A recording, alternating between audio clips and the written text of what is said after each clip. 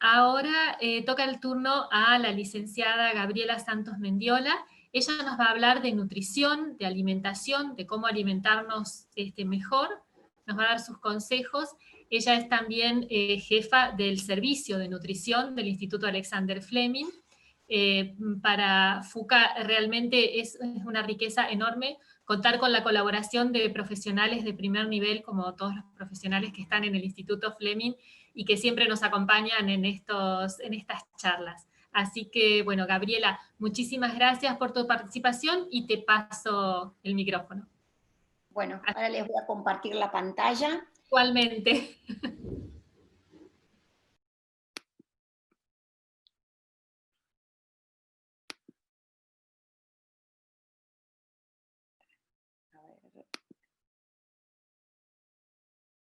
Bueno, un poco continuando con la temática de lo que veníamos hablando, a posterior de la charla del doctor Claudio Mantín, que realmente me pareció excelente, y el testimonio de Marisa, un poco el planteo era hablar del cáncer de pulmón y la dieta, pero más que nada en este mes de noviembre, que es el mes del cáncer de pulmón. Pero bueno, no sé si lamentablemente, es decir, para bien o para mal, no hay datos consistentes que puedan vincular el cáncer de pulmón con la prevención y el desarrollo del mismo. La verdad, así como dijo el doctor Claudio Martín, no hay nada que nosotros podamos hacer desde la dieta para poder prevenir el cáncer de pulmón. Acá el protagonista obviamente es el tabaco, que es el componente más importante en cuanto a la prevención. Como él también dijo, no es el tema que vamos a tratar hoy. El tabaco no solamente predispone o aumenta el riesgo de cáncer de pulmón, sino que aumenta el riesgo a muchos tipos de cáncer. Se suma a otros factores de riesgo que colaboran al riesgo de otros tipos de cánceres. Por eso vamos a barajar y dar de nuevo, y vamos a volver a comenzar un poco esta charla. Y yo les quiero transmitir esta tarde, más que nada, hablar de dieta, cáncer y mitos. ¿Qué podemos hacer nosotros en cuanto a la prevención del cáncer en general? Ya que puntualmente del cáncer de pulmón no puedo transmitirles nada, pero sí de otros tipos de cánceres donde es más importante hablar de dieta. Y también transmitirle muchos de los mitos que aparecen hoy por hoy en internet. Los pacientes siempre consultan en el consultorio por preguntas que aparecen en la web, donde el señor Google informa a la gran mayoría de la población, pero lamentablemente toda esa información que está volcada en la web, la mayoría de las veces no tiene un fundamento científico, y es ahí donde es importante que nosotros intervengamos para poder asesorar al paciente en lo que realmente es importante y en lo que no. Así que bueno, vamos a comenzar con esta charla. A mí me gusta siempre hablar de factores modificables en la prevención del cáncer. ¿Qué quiero decir con esto? Que son factores que yo desde mi lugar puedo modificar para bajar las chances de padecer cáncer, bajar el riesgo. Nosotros siempre hablamos de estadísticas, cuáles son las chances de, no es que uno pone las manos en el fuego realmente, pero uno baja las chances. Y dentro de esos factores modificables puedo mencionar el control del peso, la actividad física, la alimentación, el tabaco, como ya mencionamos, y el alcohol. Obviamente que nosotros con la dieta se ha visto que casi 1/3 de las muertes por cáncer están asociados a malos hábitos alimentarios o baja actividad física. De ahí es donde radica la importancia de todo eso. Ahora vamos a desarrollar un poco más cada factor en particular. Entonces, el control del peso. La obesidad está fuertemente asociada a la prevalencia de cáncer de mama, de colon, de recto, de endometrio, de vesícula, una gran cantidad de cánceres, tanto en hombres como en mujeres, y varía mucho el tipo de cáncer, pero es un factor muy importante. Yo siempre hablo de mantener un peso saludable. Siempre uno, supongo que la mayoría de ustedes conoce, en general el peso se mide a través de lo que se conoce como índice de masa corporal, que es una ecuación que se hace entre el peso y la estatura del paciente.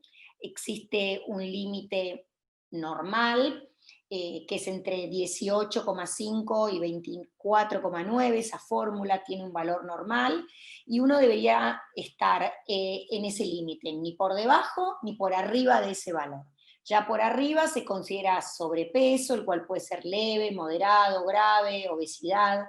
Pero bueno, es importante tratar de mantener un peso saludable. Eso no quiere decir que uno tenga que estar extremadamente delgado. Acá nosotros tenemos un paradigma con ese tema de las mujeres en particular, tienen que estar muy delgadas para creer que están saludables. Las personas que tienen sobrepeso o obesidad, con solo bajar aunque sea unos pocos kilos, puede ya eso generar múltiples factores favorables para la salud. Por supuesto que la actividad física se entrerelaciona con esto, porque siempre que uno hace actividad física es mucho más fácil mantener el peso. Es decir, uno tiene dos parámetros a manejar, donde uno tiene lo que uno consume, las calorías que uno consume y lo que uno gasta. Entonces, por eso es importante la actividad física, porque eso ayuda a mantener ese peso saludable. Seguramente el licenciado Verón hablará con mucho más detalle de la actividad física. Yo solamente les quiero mencionar lo que está escrito, lo que está publicado, lo que está científicamente comprobado, siempre voy por ahí yo. Y se dice que alrededor de entre 150 y 300 minutos semanales de actividad física moderada, eso lo catalogaría uno dentro de una vida activa. ¿Eso qué quiere decir? Que 50 minutos o 60 minutos, 3, 4 veces por semana, nos incluirían dentro de este grupo que se considera como de vida activa, digamos. Por supuesto que esto también está recomendado para niños y adolescentes. Yo siempre hablo de que esto tiene que ver con un cambio de hábito. A veces pacientes vienen no solamente para adecuarse a las dietas, sino muchas veces para bajar de peso, y yo siempre les digo que lo importante es realmente crear un cambio de hábito. El objetivo, tanto mío como del paciente, está cumplido cuando uno realmente logra cambiar el hábito. Eso es una cosa que siempre les transmito a los pacientes porque me parece realmente muy importante. El alcohol, habíamos hablado un poco del ejercicio, y ahora vamos a hablar un poquito del alcohol. ¿El alcohol aumenta el riesgo de cáncer? Y sí, el alcohol siempre, cuanto más alcohol, más aumenta el riesgo de cáncer en general. Fundamentalmente de lo que tiene que ver con el piso de la boca, de la lengua, de la laringe, de la faringe y todo lo que tiene que ver con el aparato digestivo. Y por supuesto, si lo combinamos con el tabaco, aumenta mucho más el índice de riesgo. Pero de todas maneras, con respecto al alcohol, uno trata de llegar a un acuerdo en donde estaría un límite razonable para poder decir, bueno, a partir de acá sería demasiado y a partir de acá puedo manejarme dentro de límites normales. Entonces, podemos hablar de que el límite estaría en 1 copa por día en mujeres y en 2 copas por día en el hombre. ¿Qué sería una copa? Porque, bueno, una copa puede estar llena o puede estar semivacía. Entonces, 1 copa son 120 centímetros cúbicos, ya sea de vino tinto, de vino blanco, de champán. Esa sería la medida. En el caso de la cerveza, estaría en 1 lata de 3,33. Lo aclaro porque ahora el marketing vieron que cada vez hay latas de cerveza cada vez más grandes, vienen de medio litro, vienen de 750, es decir, eso es puro marketing, en realidad la medida es la original que encuadra en 3,30.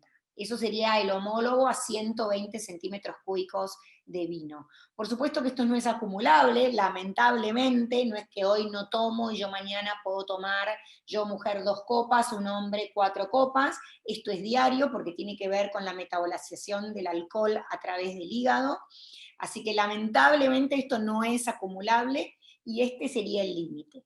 Entonces, hablamos de lo que era el sobrepeso, hablamos un poco del alcohol, hablamos del tabaco, y ahora vamos a hablar fundamentalmente de la dieta, que es lo que en realidad más me compete a mí. Yo en general, en este tipo de charlas, a la comunidad, que me gusta transmitirles fundamentalmente todo esto que tiene que ver a través de los cambios de hábitos, para saber qué hacer y qué no hacer, vamos a dividir a los factores dietarios en 2 grupos. Unos factores que aumentan las chances de padecer cáncer, es decir, que uno debería evitarlos, y otros que estos aumentarían el riesgo de padecerlo, y otros que ayudarían a disminuir el riesgo.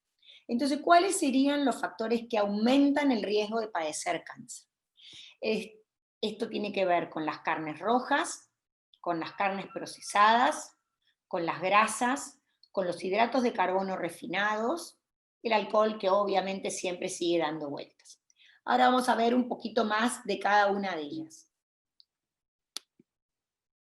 Las carnes rojas. ¿Cuáles son las carnes rojas?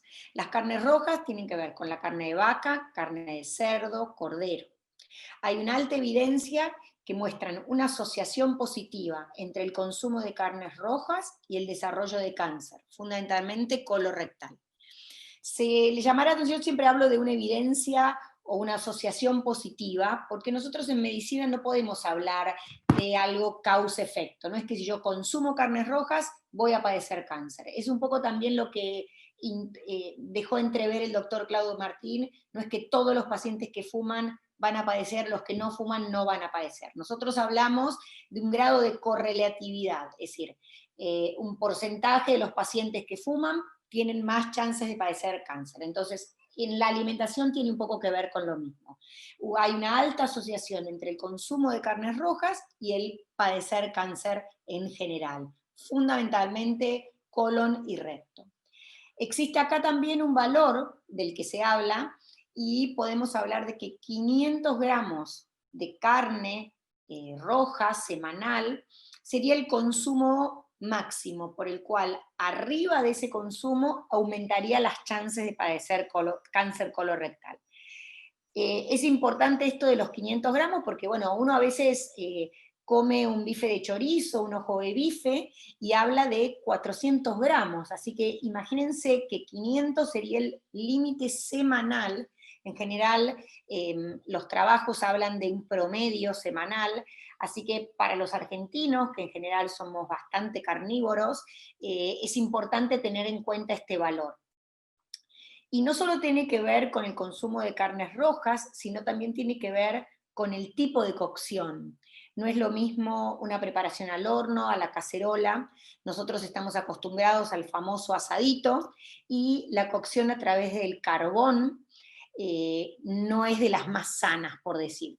Esto libera benzopirenos que aumentan el riesgo de cáncer. Esto pasa tanto en la cocción a través de carbón, en las frituras, en los curados o salados, en los ahumados. Así que no solamente hay que tener en cuenta la cantidad, sino la forma de presentación, la forma de cocinarlo, perdón. Hablamos de carnes rojas, hablemos de carnes procesadas. ¿Cuáles son las carnes procesadas? Los fiambres, las salchichas, las pancetas, los embutidos, los chacinados. Insisto, hay muchos estudios que relacionan todo el consumo de carnes procesadas con el aumento de cáncer gástrico, colon y recto. ¿Esto a qué se debe? A los nitritos, a las nitrosaminas, que se usan como conservantes y que se agregan a la carne para preservarla de la contaminación bacteriana. En este caso también hay un límite en cuanto a la cantidad, se habla de 50 gramos semanales, vuelvo a decir lo mismo, siempre se habla de un promedio semanal, y les muestro un ejemplo de comparación. Una feta de jamón en general puede pesar entre 15 a 20 gramos, así que 50 gramos serían 2-3 fetas por semana. Esto estaría en lo que sería el límite. Bueno, acá agregué el tema del pescado, que no es de los factores que aumentan el riesgo. Lo menciono acá, ya que es un tipo de carne. Yo mencioné las carnes rojas como que aumentan el riesgo. Tenemos las carnes blancas, que no es lo mismo, claramente. Ellas tienen menor cantidad de grasas, por eso son más beneficiosas. En particular el pescado, que es rico en omegas 3, y muchos estudios hablan de que su consumo baja el riesgo. También acá hablamos de cantidades, se habla que 80 gramos diarios de pescado bajarían hasta un 40% el riesgo de padecer cáncer colorectal. Insisto en el tema de cáncer colorectal porque es lo que es más estudiado con respecto a la prevención de la dieta y su desarrollo. Entonces, ¿realmente el pescado baja el riesgo? Sí, realmente el pescado baja el riesgo de cáncer colorectal.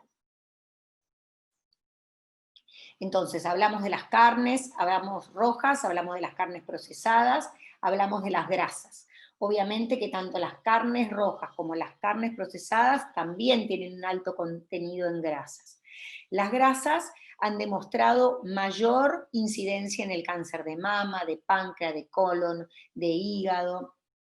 Inclusive en estudios animales demuestran que la ingesta de grasa tiene mayor incidencia. Esto habla fundamentalmente de las grasas saturadas, las grasas de origen animal. Es decir, hay una importante diferencia en cuando nosotros hablamos de grasas de origen animal y grasas de origen vegetal. Las grasas de origen vegetal, independientemente de que aumentan en las calorías y también intervienen en lo que es el sobrepeso, pero tienen un origen y un grado de beneficio extra para el paciente. Entonces, así como hablamos de todos los factores que aumentaban el riesgo de padecer cáncer, ahora vamos a hablar de los factores que disminuyen ese riesgo. Y entonces, los primeros son los que tendríamos que bajar y por eso están los límites en cuanto a su consumo. Y ahora hablaríamos de los factores que disminuyen ese riesgo. Acá tenemos las fibras, las frutas y verduras, las cuales tienen mucha relación, claramente, las vitaminas, los minerales, los antioxidantes, los lácteos, el calcio. Bueno, vamos a intentar hablar un poco de cada una de ellas en particular. ¿Qué utilidad tenemos en el consumo de los alimentos ricos en fibra? Como primera medida, la fibra es un carbohidrato que no se digiere por el aparato digestivo. Está presente en legumbres, en granos enteros, me refiero a granos integrales, frutas, verduras, frutos secos, semillas. Y hay un montón de estudios que sugieren que la fibra está asociada a un menor riesgo de cáncer, fundamentalmente colorectal. Seguramente todos habrán escuchado hablar de la microbiota, que anda dando vueltas por ahí el concepto. La fibra tiene un gran efecto sobre las bacterias del aparato digestivo. La microbiota es ese grupo de bacterias que forman parte del aparato digestivo, no son las mismas en el intestino delgado que en el intestino grueso, y el tipo de microbiota está fuertemente definida por el tipo de alimentos que nosotros ingerimos.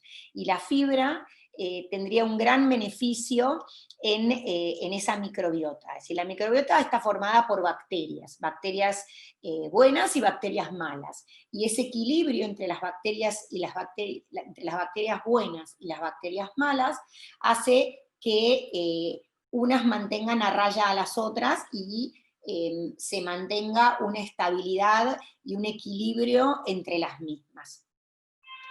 Por eso es importante el tema de la microbiota. Hay estudios que hablan de que puede haber algún desarrollo a partir de las vellosidades intestinales y el tipo de microbiota podría definir el tipo de cáncer que podría desarrollarse. Pero eso todavía está un poco en veremos, no hay datos tan exactos para que yo les pueda transmitir.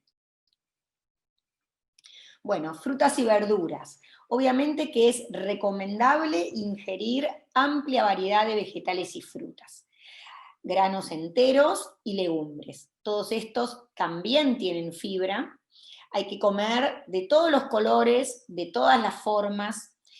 Obviamente que los granos enteros, en relación a lo que son los granos refinados, la única diferencia que tienen es que tienen su afrecho, su fibra, que tienen un montón de vitaminas y minerales que cuando el grano está refinado no las tienen, y por eso se insisten tanto en que sean integrales. Consumir vegetales y frutas disminuye mucho las chances de tumores aerodigestivos, tanto de la boca, la faringe, la laringe. ¿Cuál sería la recomendación? La recomendación diaria es de consumir 5 porciones por día, entre frutas y verduras, ya sean de distintos colores y de distintas formas. 5 es la medida. Entonces, esto puede incluir cualquier tipo de frutas, obviamente, tanto cítricos como frutas en general, las de estación, obviamente, que siempre son las más económicas y las más accesibles, siempre tenemos que tratar de hacer uso de ellas, porque es las que están más accesibles en el mercado en general. ¿Cuál sería la recomendación? Entonces, ingerir variedad de frutas y verduras, insisto, 5 porciones por día. La fruta se debería incluir como un postre. A veces uno en el consultorio, cuando hace un pequeño interrogatorio al paciente de qué es lo que come, y le pregunta, bueno, ¿qué almorzó hoy? ¿Qué cenó anoche? ¿Y qué comió de postre? La gran mayoría de los pacientes no asumen la fruta como un postre, y realmente es un postre. Así que uno debería hacer uso de la fruta inclusive como postre. La mayoría de los pacientes te responden un postre de vainilla, un postre de chocolate, un queso dulce, un flan, no lo asumen como un postre. Y uno tiene que tratar de empezar a generar el hábito de incluirlo como un postre, o como un snack o una colación. Por supuesto que no tienen la misma composición química, no tienen las mismas recomendaciones los vegetales ricos en almidón. A esto me refiero a la papa, la batata, ya que no tienen los mismos principios nutritivos. Insisto en consumir frutas y verduras, aunque sea en forma de jugos de frutas o jugos de verduras, siempre intentar consumirlos es mi mejor recomendación. Ahora, ¿podemos obtener nosotros el mismo valor nutricional de las frutas y verduras a través de las pastillas, a través de suplementos? Bueno, un poco acá yo ya estoy metiéndome en algunas de esas típicas preguntas de mitos que siempre dan vueltas por ahí, y siempre las trato de mechar un poco en las charlas, porque es una consulta, diría que de todas las veces que atiendo el consultorio, y me parece un hecho importante de transmitir a la comunidad, para que no se deje, no digo engañar, pero que a veces son un poco no tan claras los mensajes que uno puede obtener de la web, y insisto, no tienen un fundamento científico. Bueno, vuelvo a lo mío entonces. ¿Es posible obtener el valor nutricional a través de frutas y verduras? No, la verdad que no.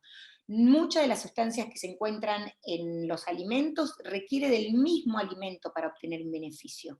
Es decir, que el suplemento sintético no es lo mismo. Es decir, no es lo mismo la vitamina C que uno puede obtener a través de una fruta o de una verdura que a través de un comprimido. Realmente, por eso no es tan claro exactamente cuál es el mecanismo por el cual es tan beneficioso. Hay una mezcla de la fibra con la vitamina, con el mineral, con el antioxidante.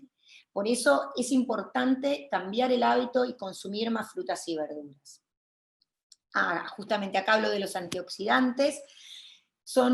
¿Para qué sirven los antioxidantes? Bueno, son compuestos que sirven para proteger el daño de las células en general. Y se postula que los antioxidantes disminuyen el riesgo de padecer cáncer. ¿Cuáles son los antioxidantes? La vitamina C, la vitamina E, la vitamina A, los betacarotenos, que también están incluidos. El betacaroteno es como un precursor de la vitamina A. Así que grandes estudios sugieren que el consumo habitual de frutas y verduras, que son ricas en antioxidantes, disminuye el riesgo de padecer cáncer.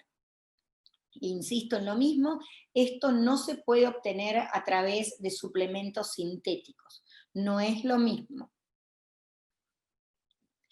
La relación entre el calcio y el cáncer, se ha visto que inclusive se ha hecho un metaanálisis no hace tantos años, en donde el 20% de los pacientes que tenían un alto consumo de lácteos y calcio, tenían un 14% menos de riesgo de padecer cáncer colorectal. Hago alusión un poco a esto porque el tema de los lácteos está un poco endemonizado, como digo yo, y los beneficios que tienen los lácteos, los quesos, que tienen un alto contenido en calcio, son importantes, inclusive en las mujeres posmenopáusicas, donde empieza a haber algún tipo de osteoporosis. En general van al endocrinólogo y la suplementa con calcio. Entonces es importante el consumo de lácteos en particular, porque es fundamentalmente lo que aportan es calcio. Por supuesto que no hay necesidad de sobrepasarse de los requerimientos son de 1 gramo en el caso de las mujeres menores de 50 años, más que nada en mujeres, y también lo aclaro porque muchas pacientes con cáncer de mama que toman algún tipo de medicación como el tamoxifeno, esos tumores que son hormonosensibles y se producen como esas menopausias un poco precoces o producidas por estas medicaciones, tienen en cuenta, hay que tener muy en cuenta el tema de la osteoporosis. Entonces, por debajo de 50 años, en términos generales, es de 1000 miligramos por día, por arriba de 50 es de 1200 o 1,2 gramos, así que realmente el aporte de calcio es importante a tener en cuenta. La vitamina D, bueno, se habla mucho de la vitamina D, fundamentalmente en el riesgo de cáncer colorectal. Realmente no es muy concluyente, lo que no es concluyente el hecho de que suplementar altas dosis de vitamina D puedan prevenirlo. Es un antioxidante más. Lo que sí se ve es que muchos pacientes con cáncer tienen baja, cuando uno les dosa en el laboratorio vitamina D, en general tienen baja vitamina D. Eso es lo que más que nada se ha visto con respecto a la vitamina D, que también interviene en la regeneración tisular, en la regeneración de las células. Vuelvo al tema de lo sintético. Me van a matar acá, los laboratorios me van a matar, pero tiene que ver con esto realmente. Si la evidencia es muy débil acerca de suplementar en reemplazo de la comida sana y saludable. Hay algunos suplementos de vitaminas y minerales, pero esos son beneficiosos para situaciones puntuales, como por ejemplo en el embarazo, donde aumentan muchas veces los requerimientos, pero para las personas normales, con el consumir 5 porciones de frutas y verduras, estaríamos cubriendo las recomendaciones. Esto es importante que lo tengan en cuenta. Otro de los temas que está muy en boga es si los cultivos genéticamente modificados tienen incidencia en el desarrollo de tumores. La verdad que no se conoce, yo no les puedo dar mucho dato de esto porque realmente se necesita más tiempo para realmente corroborar y tener algún dato firme con respecto a que si este tipo de cultivos pueden tener algún tipo de efecto sobre el desarrollo o no de cáncer. Así que realmente para esto necesitamos un poco más de tiempo. Lo mismo sucede con los alimentos orgánicos. La verdad que no hay evidencia cierta que influyan sobre la incidencia de los tumores. La trascendencia radica fundamentalmente en el respeto ambiental y ecológico en su manera de producirlo. Por supuesto que no vamos a dejar de lado que los sabores, obviamente, de las frutas y las verduras que han sido cultivadas en forma orgánica, tienen un sabor muy diferente a los que no fueron hechos de esta manera. Un tomate, una zanahoria, una lechuga, la verdad que tiene un sabor distinto, así que pero a su vez todos los alimentos orgánicos tienen un precio elevado, así que yo ante la situación de de tener que pagar más caro, siempre voy a preferir que los consuman, aunque no sean orgánicos, pero que los consuman. Fundamentalmente radica en el respeto ambiental y ecológico de la forma de la producción, y no en que los orgánicos no producen cáncer y los otros podrían producirlo por los pesticidas que contienen y demás. No tiene que ver con eso, realmente no se ha comprobado que esto sea así. ¿Qué sabemos de los edulcorantes? Los edulcorantes también han estado en boga durante muchísimos años, que producen cáncer, que no lo producen. La verdad es que en los niveles habituales de consumo que puede tener el ser humano no aumentan el riesgo de padecer cáncer, solamente tener un poco en cuenta el hecho de que hay algunos edulcorantes que tienen un aminoácido que se llama fenilalanina, y que en los pacientes fenilcetonúricos obviamente no estaría indicado, este es el caso del aspartamo, pero en realidad a los niveles que consumimos los seres humanos no generan ningún riesgo, así que yo siempre voy a preferir que consuman edulcorantes o que las infusiones sean amargas, ya que el azúcar no aporta ningún nutriente extra a las calorías, son como calorías vacías en ese sentido. Por eso yo insisto en el no consumo de azúcar en general. Es un mito el tema de que el ajo previene el cáncer.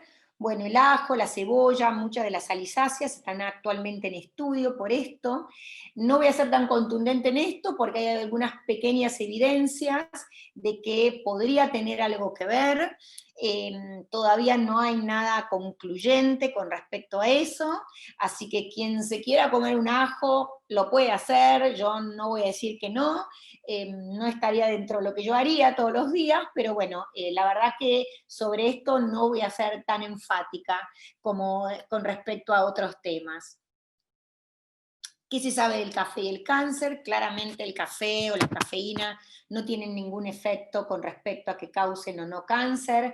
Si el paciente tolera el té, puede tomar té. Si el paciente tiene ganas de tomar café, puede tomar café. No va a influir absolutamente en nada. La cafeína es un estimulante en general. No tiene nada que ver con el cáncer, así que para desmitificar un poco eso también. Y bueno, y para tratar de redondear un poco, siempre insisto en tratar de adoptar una dieta saludable. Consuma alimentos y bebidas que les permitan mantener un peso saludable. Esto es lo que yo hablo, siempre en tratar de comer lo mismo que uno gasta para tratar de mantener el peso, siempre que ese peso sea saludable. Lo que ingresa debe salir, y ahí es la manera exacta de tratar de mantener el peso. Haga ejercicio regularmente, ya que el hacer ejercicio regularmente per se mejora las chances de tener cáncer en general. Limita el consumo de carnes rojas y procesadas. Hablamos de 500 gramos semanales de carnes rojas, de 50 gramos de fiambres en general. Consuma varias raciones de frutas y verduras, de todos los colores dentro de lo posible. Esto hablábamos de 5 porciones entre frutas y verduras.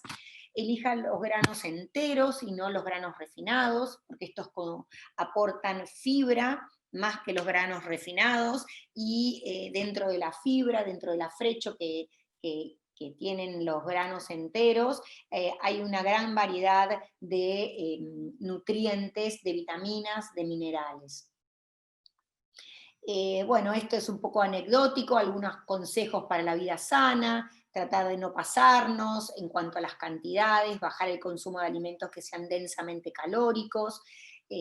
A la hamburguesa tiene que ver más que nada con el tipo de carnes procesadas, las carnes en general, tratar de consumir más frutas, verduras, inclusive tratar de inculcarle a nuestros niños, a nuestros nietos, de consumir frutas y verduras, hacer actividad física, consumir agua, agua en cualquier forma, consumir leche, tomar jugos naturales, granos integrales, proteínas saludables, a esto me refiero a bajar el consumo de carnes rojas y aumentar el consumo de carnes como el pescado, o las proteínas saludables como pueden ser las proteínas de origen vegetal, aportadas por las legumbres, bajar el consumo de granos refinados y aumentar el consumo de granos enteros,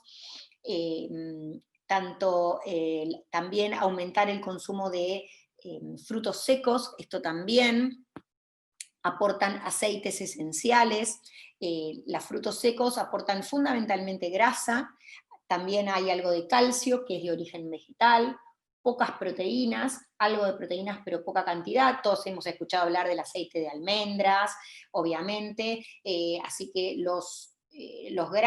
digamos, las frutas secas tienen fundamentalmente grasa, pero grasa de origen vegetal, que es muy beneficiosa para el cuerpo. Aumentar el consumo de frutas y verduras dentro de lo posible, de todos colores, en un porcentaje de 5 porciones por día. Tratar de mantenerse activo. Acá habla de los aceites vegetales y saludables, como el aceite de canola, inclusive el aceite de oliva, y evitar la manteca o la mantequilla. A veces hay un preconcepto con respecto a la margarina, sin embargo, las margarinas tienen un alto contenido de grasas trans, que no son beneficiosas, así que a veces siempre uno cree que la margarina es mejor que la manteca, ninguna de las dos. Realmente si uno necesita un tarro, una tostada, una galletita, un pan, yo siempre les voy a recomendar que utilicen un queso untable, dentro de las posibilidades de todas las personas. Así que bueno, doy un poquito por concluida la charla, y bueno, estoy dispuesta a todos los tipos de preguntas que quieran hacerme, y no sé, estoy dispuesta a lo que necesiten, no sé si ha habido de preguntas. Bueno, Gabriela, muchísimas gracias, sumamente clara toda tu exposición. Yo veo acá algunas preguntas que te voy leyendo Dale. y alguna que también tengo yo. Nos está preguntando con relación a los pacientes que están haciendo la quimioterapia y el tema del consumo de las frutas, y ella aclara correctamente sanitizadas. Quizás también está bueno que nos hables de esto, de cómo sanitizar. Bueno, ella pregunta por el tema de las frutas, pero yo también te quería preguntar un poco porque hablaste mucho de la situación de controlar el peso, pero ¿qué pasa con las pacientes que están haciendo quimioterapia, que no se sienten bien y que entonces no se alimentan bien? Entonces quizás ahí es como un poco el consejo contrario, o sea, ¿cómo manejás vos cómo te manejás o qué consejos le das a estas pacientes o estos pacientes en tu consultorio? Muchas Bueno, preguntas, perdón. Pero no bueno, vamos por parte. Bueno, en realidad, es decir, la charla fundamentalmente y los consejos que yo les di en estos momentos tiene que ver con la prevención y con una dieta saludable. Obviamente que cuando un paciente está en un tratamiento quimioterápico, no es exactamente lo mismo, no tiene que ver exactamente con lo que estuvimos hablando. Cuando un paciente hace quimioterapia fundamentalmente, obviamente lo que uno por supuesto que tiene que ver el tipo de drogas que hace, porque no todas las drogas producen exactamente los mismos síntomas. Cuando el paciente está en tratamiento, obviamente muchas veces muchas de las drogas producen muchas alteraciones en el aparato digestivo, es decir, ya sean náuseas, vómitos, diarrea, inapetencia, cambios de gusto, los platinos en general le cambian mucho el gusto a los pacientes, de las comidas, entonces va a depender mucho de eso. Obviamente, en ese momento, dos cosas. Es muy difícil intratratamiento recuperar peso. Supongamos que el paciente perdió peso, quiere recuperarlo, bueno, no es el momento. Hay que esperar a terminar el tratamiento que es agresivo en su primer origen, en su primera etapa, y una vez que el paciente termina esa etapa agresiva, puede intentar recuperar peso. Ya te insisto, todos estos consejos que yo les di tienen que ver con la prevención, con el antes.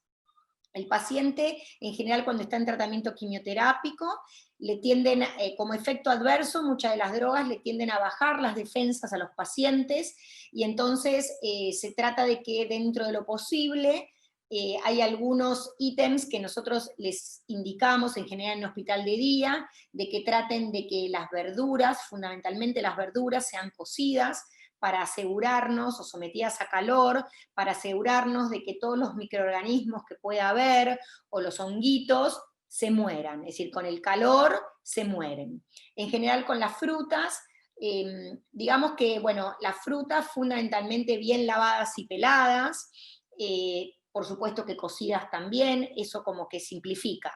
Obviamente que en hospital de día entregan un papel, esto es lo que sucede en Fleming, que es como muy general, y después en el consultorio uno, según las drogas, puede ir manejando un poco más cada situación puntual, ya que en forma general nosotros le decimos a los pacientes que las verduras las coman cocidas y las frutas bien lavadas y peladas.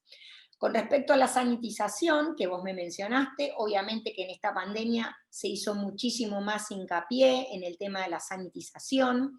En general, la sanitización siempre debería hacerse, es 2,5 mililitros por cada litro de lavandina, esa es la correcta sanitización. Algunos pacientes hablan del tema del vinagre, algo me han comentado alguna vez, de primero que lo sumergen en vinagre y después en agua con gotas de lavandina. El vinagre lo que hace es desprender los bichitos que hay a veces en la lechuga y demás, o en las verduras de hoja crudas. No es necesario, si nosotros ponemos la lavandina es suficiente. De todas maneras, eso para el paciente en general, o para la comunidad en general. El paciente que está haciendo quimioterapia es un caso particular, que dependiendo del tipo de drogas que hace y el efecto que le producen en el cuerpo, nosotros vamos a indicarle si las puede comer o no crudas o cocidas, o algún otro tipo de alimentos, como por ejemplo, nosotros le pedimos que no consuman mate también, mate de bombilla me refiero, porque el mate puede transmitir un honguito. El mate en general, digamos, si nosotros usamos mate cocido, sí, porque lo sometemos a calor, eso hierve, levanta más de 100 grados, entonces ese honguito se muere. En cambio, cuando uno utiliza el mate cebado, obviamente la cuestión o el correcto cebado tiene que ver con no quemar la yerba, y quemar la yerba implica que el agua está hervida a más de 100 grados, entonces por eso nosotros decimos que el mate cebado no. Eso es otra de las consignas en general que se dan en hospital de día. No sé si eso contesta tu pregunta, María Gabriela, o si contesté todo lo que me preguntaste, tampoco lo sé. Bueno, era mucho, sí, sí. Aquí también nos preguntan en el caso de los tratamientos con inmunoterapia, si hay alguna dieta específica o No, alguna...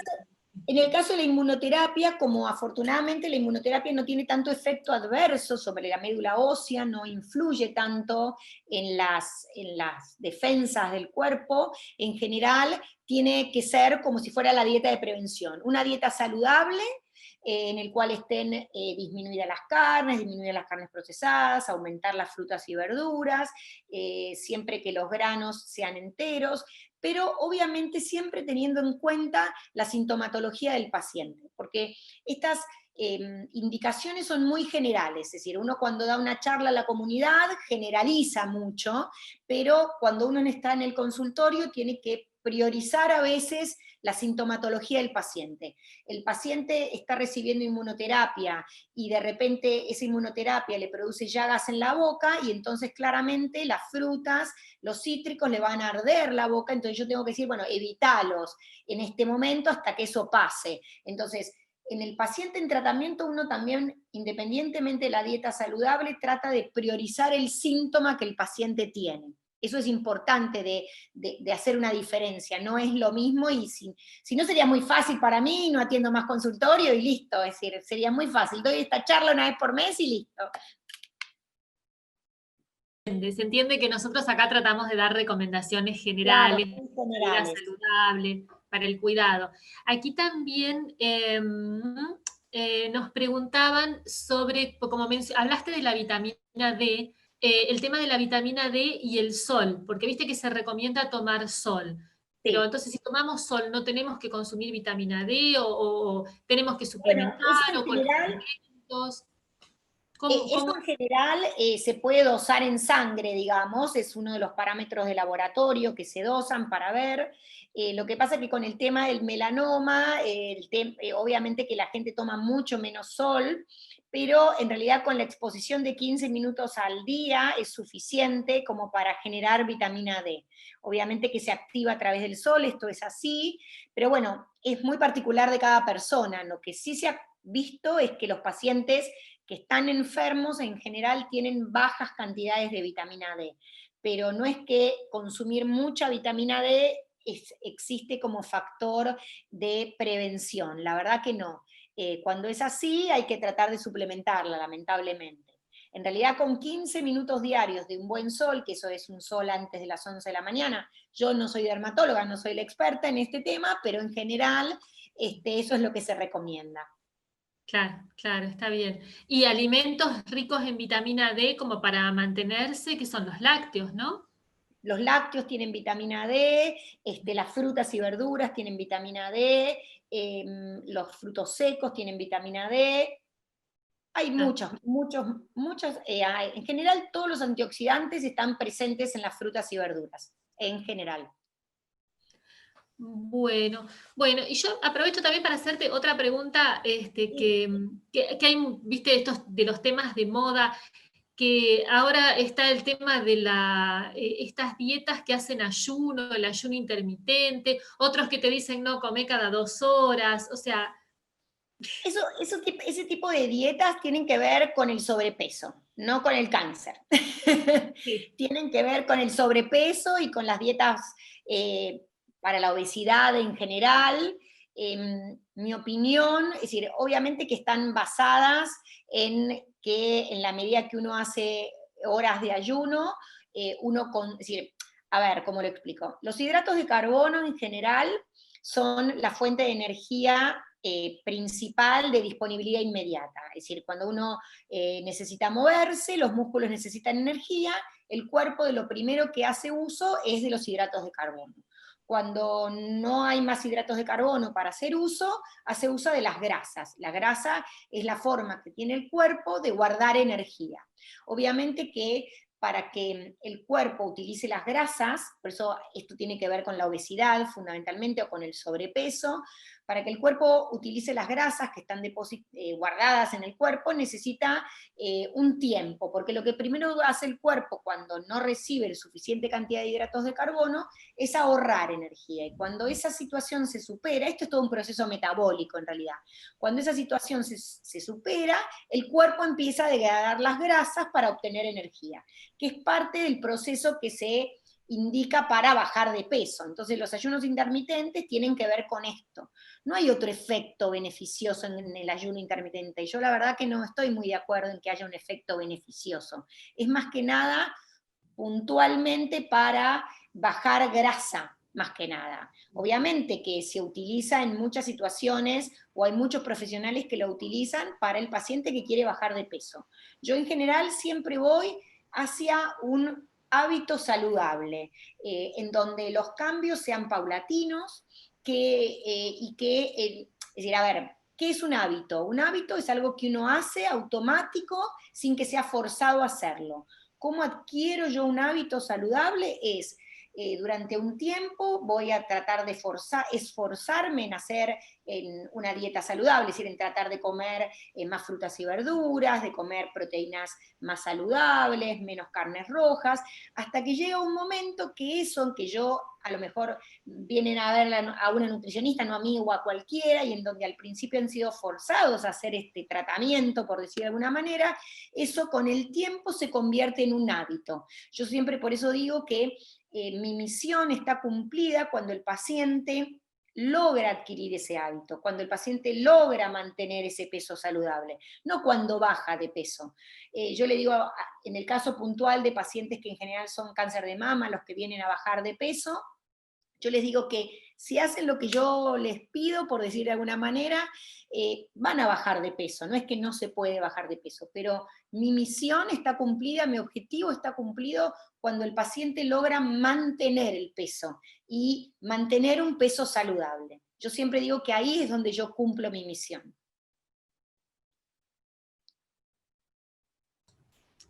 Bueno, no sé si hay alguna pregunta. Bueno, acá nos agradecían por el que mencionaste el tema de las llagas, que parece que es un tema que afecta Sí, porque hay muchos que los producen, sí, sí. a algunos pacientes. Así que bueno, te agradecemos mucho, Gabriela, por tu aporte para esta charla, que siempre es tan importante, son tan importantes los temas de nutrición, más allá del hecho de decir de controlar el peso, sino de tener una buena vida y de sentirse mejor para poder hacer frente a los tratamientos a las personas que les toca, ¿no? Exactamente, Eh, exactamente. Estar as- bien alimentado tiene que ver con tener las herramientas para poder afrontar el tratamiento, ya sea quimioterápico, quirúrgico, radioterápico, que nos toque enfrentar en el momento que nos toque, obviamente. Exactamente, exactamente. Así que, bueno, te agradecemos mucho. Yo aprovecho también este momento para recordarles que FUCA es una fundación que se sostiene con donaciones, donaciones de muchas personas, de muchos particulares y también de empresas. En el caso particular de estas jornadas que estamos haciendo relacionadas con el cáncer de pulmón, agradecemos al laboratorio Boehringer Ingelheim, que nos acompaña y que nos apoyó con una donación para hacer posibles estas jornadas.